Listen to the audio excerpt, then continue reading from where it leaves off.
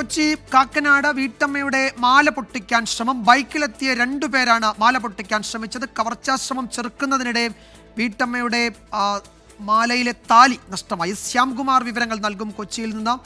ശ്യാമ, ഇതിപ്പോൾ കാക്കനാട് തന്നെയല്ല, എറണാകുളം ജില്ലയുടെ വിവിധ ഭാഗങ്ങളിൽ സമാനമായ സംഭവം റിപ്പോർട്ട് ചെയ്യുന്നുണ്ട്. ഈ പ്രതികളെ പറ്റിയൊക്കെ എന്തെങ്കിലും സൂചനകളുണ്ടോ? വിജയകുമാർ, പ്രതികളെ കുറിച്ച് സൂചനയില്ല. പോലീസ് അന്വേഷണം ആരംഭിച്ചിട്ടുണ്ട്. കാക്കനാട് വാഴക്കാലയിൽ ഇന്ന് ഉച്ചയോടെയായിരുന്നു സംഭവം. ബുള്ളറ്റിലെത്തിയ രണ്ടുപേരാണ് മാല പൊട്ടിക്കാൻ ശ്രമിച്ചത്. ഇതോടെ വീട്ടമ്മ എതിർക്കുകയായിരുന്നു. മാല വീട്ടമ്മയുടെ കയ്യിലിരുന്നു. ആ മാലയിൽ ഉണ്ടായിരുന്ന താലിയാണ് ഈ മോഷ്ടാക്കൾക്ക് കൈക്കലാക്കാൻ സാധിച്ചത്. CCTV ദൃശ്യങ്ങളുടെയൊക്കെ സാഹചര്യമുണ്ടോ എന്ന് പോലീസ് പരിശോധിച്ചു വരികയാണ്.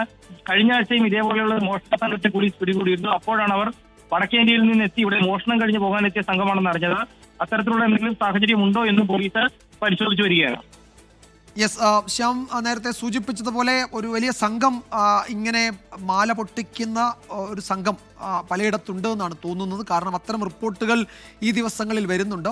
കൊച്ചിയിലും സമാനമായ റിപ്പോർട്ട് വന്നിരുന്നു. ഇപ്പോഴിതാ കാക്കനാട്, എറണാകുളത്ത് കാക്കനാടാണ് ഈ സംഭവം ഉണ്ടായത്. പ്രതികളെ പറ്റി സൂചനകളില്ല. പോലീസ് അന്വേഷിക്കുകയാണ്. ശ്യാംകുമാറാണ് വിവരങ്ങൾ നൽകിയത്.